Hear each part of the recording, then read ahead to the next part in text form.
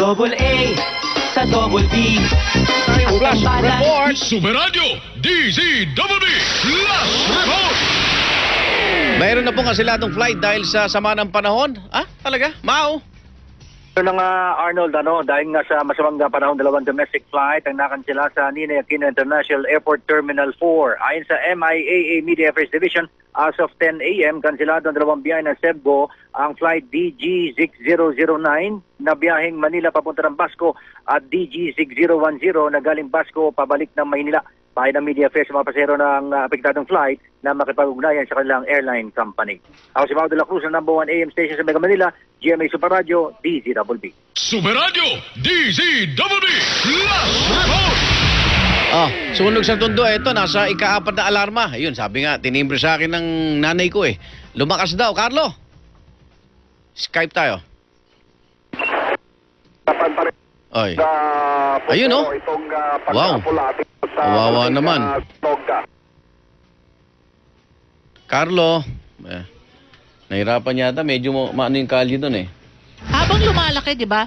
First, second, third, fourth alarm, malaki-laki na yun, ano? Ibig sabihin, pag fourth alarm, kailangan na ng marami pang bilang ng truck ng bumbero. So, saan ulit yan? Sa Pritil. Lapiral, sa Tondo, Maynila, sa may Pritil.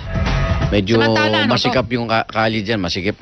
Tawagan muna natin si Jonathan Andal. 70% Sino? Carlo? or 70% Okay. ng mga medalya ng Pilipinas sa Asian Games nasungkit ng mga babaeng atleta. What I tell you. Ayon po yan sa Philippine Sports Commission. Pero kulelat pa rin tayo, yun ang kinasasama ng loob ng iba eh. Oo nga. Detalye mula kay Jonathan Andal. Jonathan, good morning. Good morning. May gender ano ba yan? Oy, sa golf pa, nanguna tayo sa golf, gold and bronze. Oo, tama. Double gold yung Kilala ko yun, si Pagdanganan, si Bianca. Basahin natin yung mga babae. Si Yuka Saso, Bianca Pagdanganan, Yan, si and Bianca, Batang Luis Aguinaldo K. yan. Go! girl power. Girl Yes. power. Ang mga Pilipinang atleta sa pagkolekta ng mga medalya para sa Pilipinas sa 2018 Asian Games. Ayon sa Philippine Sports Commission, sa 13 medalya na nasungkit na ng Pilipinas, 9 ang galing sa mga babae. Lahat ng 3 gintong medalya ngayon ng bansa nakuha ng mga Pilipinang atleta sa pangunguna nila Heidelin Diaz para sa weightlifting at Yuka Saso para naman sa golf. Sa ngayon, pang-14 ang Pilipinas sa may pinakamaraming nakuhang medalya sa Asian Games. Nangunguna rito ang China na may 159 na medalya. Pangalawa ang Japan na may 113. Samantala, mamayang alas 11 ng umaga, oras sa Pilipinas, makakabangga ng Gilas Pilipinas ang koponan ng South Korea. Ako si Jonathan Andal ng number 1 AM station sa Mega Manila, GMA Super Radio, DZBB. Alas 11 pala yun. Mamaya. Philippines versus South Korea. Balikan natin si Carlo, yung tukol po dun sa sunog sa Tondo, Maynila. Umabot na ng 4th alarm. Carlo Mateo, nagpabalik. Oy, galing mo piano ni Carlo, ha? Galing. Call waiting. Yan ay haraw sa komposisyon ni Oo. Beethoven. Yung mga kapitbahay ko dyan, kamusta na? Drop call yun, di ba? Pag ganun, parang drop call yun, di ba? Pag nagganon. Naka-live kanina si Carlo, okay na? Okay na, Carlo? Ano, kamusta dyan? Okay. Ayan, go. Mahirapan pa rin ito mga bakit? bombero, no? Dito nga sa pagkapula sa halos sa magiging orsa na sunog.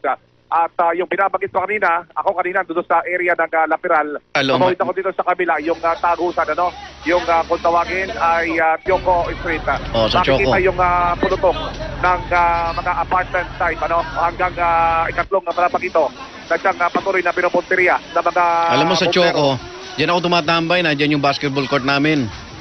Dito. Sa Choco, Mas maluwag ito eh. Itong kalye medyo dito, maluwag kumpara yan, doon sa Lapiral. Kasi yung Lapiral Masigip dun. ay iskinita na talagang halos 1-2 tao lamang yung pwede magsabay na maglakad. Pakicheck mo nga yung Nolasco, malapit dyan sa Choco eh. Malapit-lapit Sa ka yung Nolasco dito, High School. Naku. Pero pinaliligiran nito ngayon ng mga truck ng bombero, ng mga firefighters, kasama yung mga volunteer mula sa Filipino-Chinese community. Nakapal pa rin yung usok. May mga pagkakataon na lalong lumalakas o umiitim yung usok na nagmumula dito sa magkakatabi, dikit-dikit ng mga apartment type na ito, ng mga bahay, dahil sa may mga pagkakataon na nawawala yung supply ng tubig, ng mga yung bombero. water pressure mahina. Kaya pahirapan yung mga kababayan, mga kapuso natin dito, kakalunos-lunos ng kanilang kalagayan dahil Pero wala silang kalaban-laban. May ilog dyan pwedeng sa may likod. Yun lamang, hindi ko lang check kung merong mga pagkakataon yung mga bombero na nakakuha. Grabe yung mga gawad nung kuryente, parang spaghetti yung pansit sa dikit-dikit. At halos hindi naman kalayuan yung distansya ng mga bombero dito nga sa Pagapula. Yung ilan sa kanila pumasok na ron sa ikalawang palapag ng gusali. Ang problema ko lang dyan, Carlo, paano pagkakasyahin? Nasa port alarm na. Yung bilang ng truck. Oo, Diba? paano makagagalaw, Buti may dumaan na sa may likuran ng Choco para mas maluwag dyan. Dito sa Choco, meron tapos doon sa Lapiral at patuloy din kinukumpirma yung sinasabing Bata. bata na naiwan sa di ba doon sa bahay. At meron rin ako nakita rito ng mga volunteer mula sa Philippine Red Cross. So itong ilang mga bumbero, pinokontre, pumapasok, pinawasak yung second floor para makapasok, makapenetrate. Meron na bang pinagmulan ng sunog? May alam ka na? Kandila yung sinasabing initial at naglaro yung mga bata ng kandila doon sa kanilang bahay. Pero sa ngayon, walang pasok no? Pahirapan pa dahil yung mga arson investigators ay patuloy pang kumakalap din ng mga mahalagang impormasyon at sa kaugnay nga nitong nagaganap, patuloy na nagaganap ng laking sunog dito sa bahaging ito ng Herbosa. Dito sa meron na bang mga saradong daanan, kalye? Ay sarado. Ako, yung Herbosa, sarado na yan. Yung mula dyan sa Pretil Market, dahil itong nagaganap na sunog, may halos 30-50 metro lamang ang layo hindi ko lang sa alam, Pretil Market. Yung mga galing monumento sa Kandaan, walang ibang ruta dyan para papunta ng Divisoria Yan yung Yanko Street yan Juan Luna. Pwede silang kumaliwa ng Tayuman, kakanan ng Dagupan. Kaya lang, pero masikip na rin dun. Makipot na rin, masikip na rin sa mga samandaling ito dahil nga sa napakaraming mga sakdang bombero ang siyang pumasok dito sa area. Pinagdugtong-dugtong na lamang yung mga fire hose para kahit paano ay magamit pa yung mga ilang pang mga kargang tubig mula doon sa mga ngayon pa lamang dumating na mga fire truck. Yung Pretil Market ba apektado? Malayo ang medyo malayo. Pretil, medyo mga 30 hanggang 50 metro pa. Okay. Also, may narinig pa akong pumotok. Ayun, kumakapal yung usok pagka ganun may mga naririnig na pagputok mula dito sa mga pulutong, mga dikit-dikit sa mga bahay dito sa itong area na ito ng Tioco. At, Carlo, ano na yung mga fire volunteers ngayon? Dahil ang kilala natin yung KNBT di ba? Oo, Igan. Meron yung mga nakita ko yung dilaw na fire truck ng fire volunteers. Oo, meron din, meron din mga ganun. Actually, marami. Filipino Science Volunteer Firefighters Association of the Philippine Fire Chiefs and Firefighters Association. So, sabot-sari ito sa mga nagtutulong-tulong. So, ngayon, katulad medyo halos isa lang ang husyo nakita kong gumagana, kumakapal, umiitin yung usok na lumalabas dito nga sa nasusunog na mga kabahayan. Ako si Carlo Matay, number 1 AM station sa Mega Manila, Jimmy Sumarado. DZOV. Thank you, Carlo. Ingay mga kabitbahay ko Babalikan natin si Carlo at patuloy natin minomonitor yung sunog na dyan sa Choco at Lapiral area.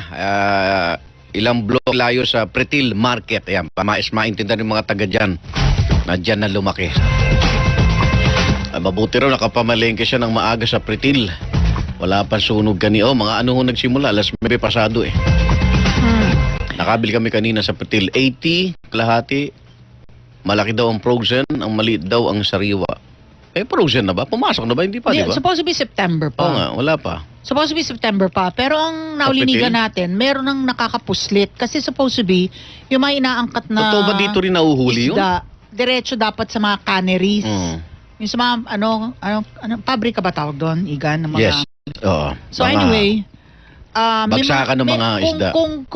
Kung meron tayong nakikita sa pamilihan, baka may mga nakapuslit. Kasi ang imported doon. Oo, doon ang bagsakan. Malungkot na balita nga kung itong mga imported na to, galing din sa ating karagatan. Yun nga. Dahil ang galungbong ba exclusive sa ating Philippine Area of Responsibility? Yun ang sinabi ng ilang mga mangingisda Mukhang pag gano'n, sagwa naman, no?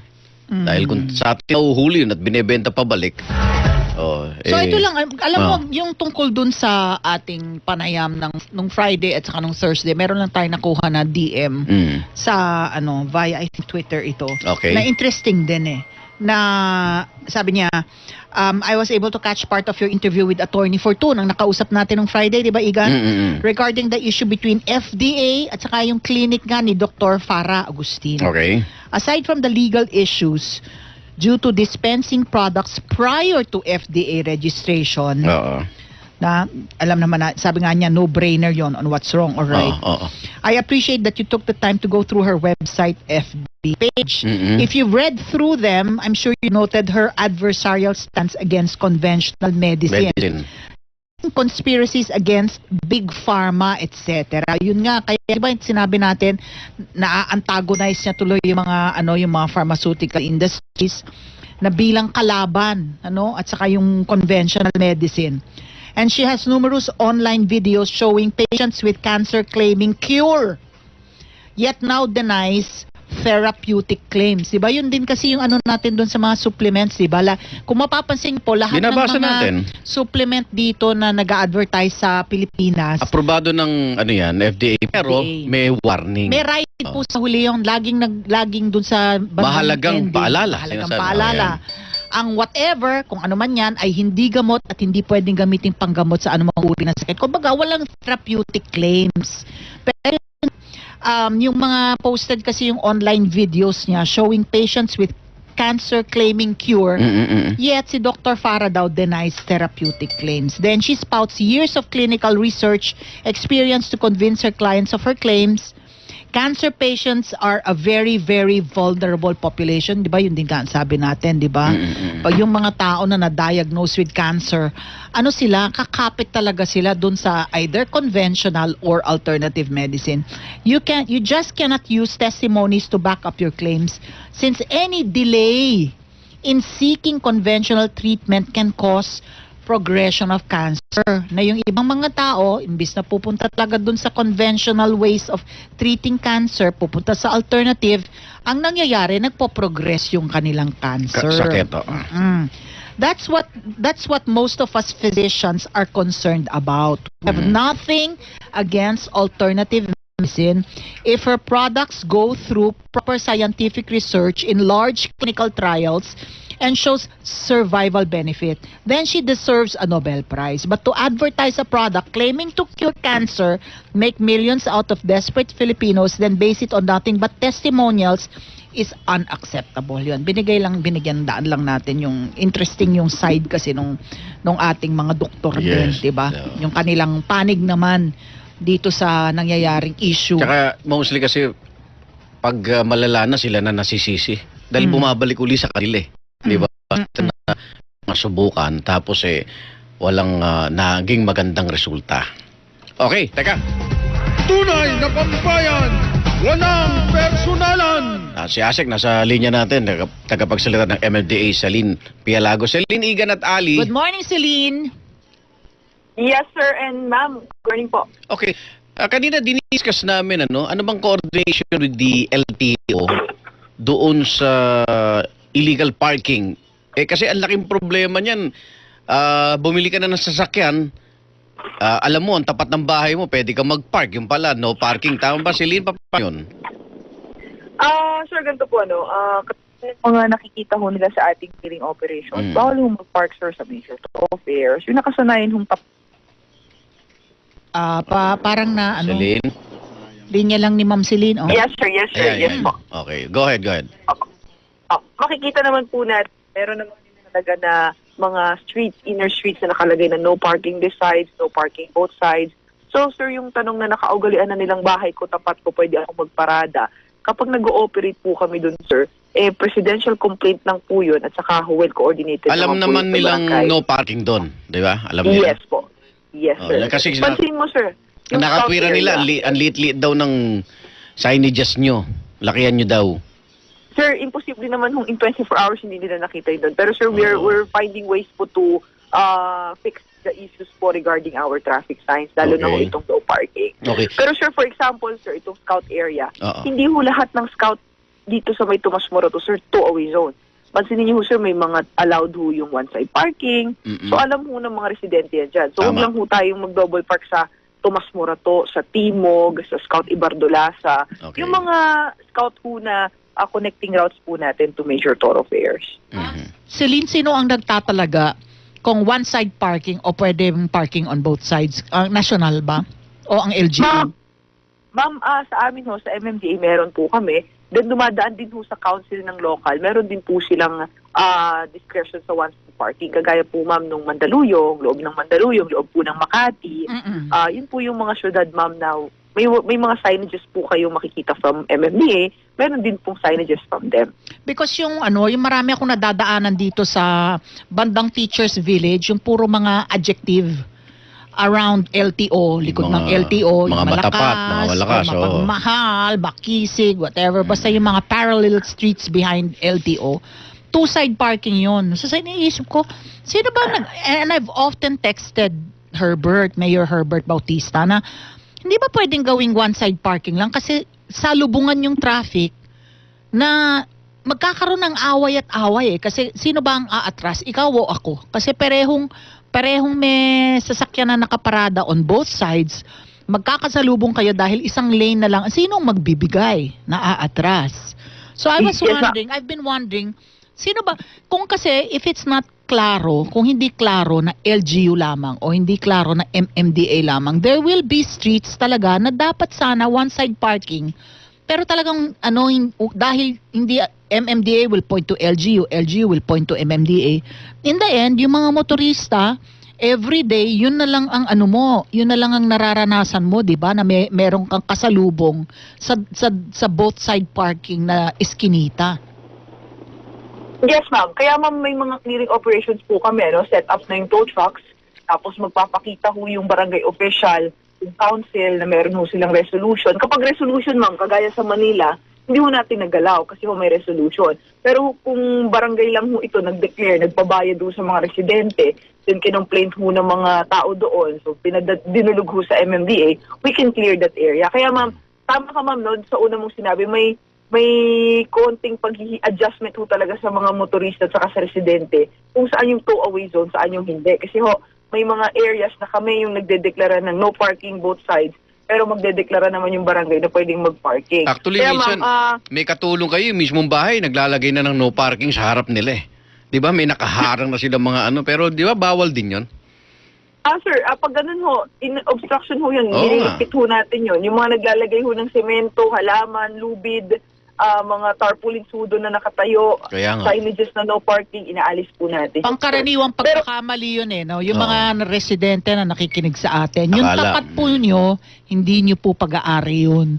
Hindi nyo pwedeng angkinin, nalalagyan nyo ng paso, lalagyan nyo ng whatever, na akin itong space na to sa harap ng bahay ko, akin ito, mali May po yun. nagpapark kasi bukod sa kanila eh. Mali Ayan. po yun, hindi inyo yan. Marami tuloy nag-aaway, di ba? Kasi ayaw paparadahan yung tapat nila. Yes, ma'am. Akala po nila part ng amilyar ng bahay nila. Hindi po totoo yan. Teka, itong 1,000 kailan? Hindi pa naman to, di ba? Yes, sir. Ipatutupad. Hindi pa po for implementation, pero masaya ho kami kasi approved na po to in concept. Okay. So, inuna ho yung illegal parking. Kapag attended, ibig sabihin, naka-illegally park ka pero may tao sa loob, from 200 po, 1,000. Yung unattended naman, sir, dating 300, nagiging 2,000. Iba pa po, sir, yung presyo ng towing doon. Ano yan sa council? Pina-approvean? Approved na po siya, sir. Daan lang ho ng public consultation as per Mayor Herbert Bautista. Siguro ho, para marinig din ho yung sentimento ng ilang mga sektor. Then, magkakaroon lang ho ng meeting with the traffic committee. Hindi ko ho alam, sir, kung magkakabargain pa sa presyo, pero approved na po yung concept na taasan, yung fine para sa mga illegal. Sana meron din tayo makitang alternatibong lugar. Kasi yung mga nasanay na, biglang-biglang problema nila yan. Paano yun? Celine, di ba? Sir, kaya nga po may mga ngayon, sir, no? May mga maliliit na malls, yung mga grocery. Kaya ko, sir, kung familiar ho yung ilan nating mga kababayan, nag-aalaw doon sila ng 24 hours parking. Overnight, babayad ka no? na lang. Opo, may mga gasoline stations na Monthly kung gano'n. rate sana, no? Oo. Monthly Yes rate, po, parang yes special rate. Ma'am Yes Celine, po, meron sir. pa akong tanong sa pagbigay ng kaayusan din. Kung LGU o MMDA, you would notice dito sa scout area, ginawan na ng alternate na one way, One way, diba? oo. Kung ang Scout Limbaga going west, for example, yung susunod na Scout, ano ba yung susunod na parallel street? Ano ba? Limbaga, Ralios. Oh, yung Ralios would be going west yung isa, east yung isa. Brilliant, 'di ba, sa Scout area. Para lumuwag yun eh. Wala ka nang kasalubong, 'di ba? Kasi one way na. Pero merong minsan sa gabi oh. Bakit hindi magawa yun sa ibang areas na grid din? Kamukha nga nung yung mga adjectives. Oo. Kanino ding yun? LGU ba yun o MMDA? Ma'am, ano po yun? LGU LGU coordinated sa MMDA. Diba? I mean, So, it takes so little eh. It takes so little eh. It takes so little. Gawin yung one way, yung alternate, diba? Oo. Actually, sa Makati, naging ganun na. Oo nga. Tapos ito, sumunod nga yung Saka mga nagawa scout. nila sa Okay scout na. area. Oo. Pero yung ibang lugar na Yung sa mga grid East din Avenue, naman. malapit sa LTO, pwedeng gawin na yun. Yun, Yes, sir. anyway. Kailangan lang siguro natin kalampagin din, sir, no? Yung mga barangay. Yun yung, sir, yung ginagawa ng MMDA. Yun Yes. yung parte ng trabaho namin, yung coordination na yung traffic engineering na, ma'am, baka pwede ito, i-one way na lang natin kasi ganito. Kasama po yun, ma'am, sa ginagawa natin. So, ano po yun, ma'am, no? Pakikipagtulungan with LGU. Hindi, at saka yung parang, hindi ba pwedeng gawing citywide na yung one-side parking? City ordinance na? So it's Dadaan not po ng left to council nila yun, ma'am. It's not left to the discretion of barangays or kung sino man, di ba? Yes, ma'am. Pero city council po ng local government yun, ma'am. Kung gusto ko nilang gawing citywide yung one way. Tsaka, So tignan konseho natin. namin dito po sa Quezon City yon ang kakalampagin. Yes, ma'am. Yes, ma'am. Pero, So, ma'am, yung City Council ng Quezon City, utang na loob, no? Pwede bang pagtuunan nyo ng pansin yon? Diba, it takes Yes, so ma'am, little eh. Maging ilan sabihin mo, libo yung dumadaan sa mga, kasi nga alternate route mo na dahil sa Lalo na sheer volume, tuloy diba? yung HOB natin, no? Yung HOP po natin, sir, dry run lang po yun. Oh, pero tuloy. Titikitan. Yes po, tuloy-tuloy. So, tuloy-tuloy. kung meron hong Kaya enforcer, nga, sir, na tinikitan kayo for that, i-report niyo po Kung sa amin. itutuloy natin yun, dapat maluwag yung mga alternate na ruta na yan. Kaya nga, hindi nga eh. Magandang yun eh. Di ba? Para maalis Yes, sir. itong pagsisikip natin. Okay, Asek, thank you ha. Asek, maraming salamat ha. At least alam namin na yung City Council pala ng ng lungsod. Yes, This ma'am. is Tapos kumbaga pakipagtulungan lang release po sa sila. MMDA. Pagkukulang ito ng City Council. Ano, ma'am? Basta Because it takes so pakipagtulungan lang po sa little eh. amin. Ano ba yun? Ano ba Opo. yung bigyan mo ng kaayusan, di ba? Gawin mong one-side parking. Para hindi nagkakasalubong Yes, ma'am. yung mga tao, nag-aaway, di ba? Hindi, ikaw Yes, ang ma'am. Tama po. Tama. Ma'am Celine, have a nice day. Ingat. Thank you, Happy Ma'am Ali holiday. and Sir Arnold. Thank you po. Okay, I miss thank you, you, ba? thank you. Oh, text ka na. Oh, may Pabaon. text. Ayan, ayan. Oh, hindi. Alam mo, pinost ito ni Secretary Ramon Lopez ng Trade and Industry. So, nininokin ko na. Life is good when you are happy. Okay, siyempre. Ang buhay ay mabuti kung ikaw ay masaya. No-brainer, di ba? Kung ikaw ay mabuti, ay masaya. May ganun ba? If you're happy and you know it, clap your hands. Okay, tapos? Life is good when you're happy. Naman. But life is better when other people are happy because of Of you. Diba? Mas maganda ang buhay kung ang ibang tao ay masaya dahil sa'yo. Parang may nabasa ko niyan eh. Gawin mo ang araw na ito, ikaw ang magpapangiti sa iba. Yon. Di ba? Be the reason why somebody smiles today. Salamat po. People may not reward you or thank you for what you do. Maaring ang ibang tao, hindi ka suklian, hindi ka pasalamatan sa nagawa mo. But when God is your reason for loving or giving, you will receive a greater blessing in return. Pero kung ang Diyos ang dahilan mo sa iyong pagmamahal at pagbibigay, mas malaking pagpapala ang matatanggap mo. Di ba yung ganun? Lord, Yes. natuwa ka ba sa ginawa ko? Lord, natuwa ka ba Magpuro sa hingi. sinabi ko? Di ba? Magpuro hingi. Di ba? Make God the reason for your loving and giving. Ganda naman ng blessing. Anyway, guys, nais namin pasalamatan lahat ng nakasama namin ngayong araw na ito. Siyempre. Maraming salamat kay Igan para sa pansit at barbecue. Napangiti kita ngayong araw Oh, na to. yeah. Napaka-bless ko. At sa ngalan po ng lahat Ana, ng bukas ikaw bumubuo ng naman. DZWB, sa birthday ko na, catered Tagal! Ibong Cruz. Sa ngalan ng bumubuo ng DZWB at GMA News TV, lagi namin paalala, always remember, don't ever forget, God is so good. All the time. Thank you, Lord. So good. Oh, good luck ha sa Gilas. mismo. Thank you, Lord. 11. Uy, ngayon na. Oh, ngayon Umpisa na. Ngayon na.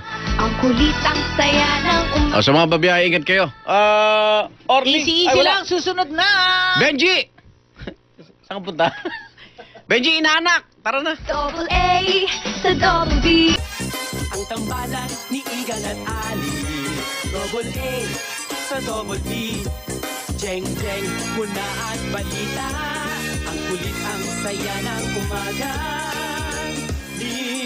Mismo pinagparis ng tadhana. Ang kulit ang saya ng umaga.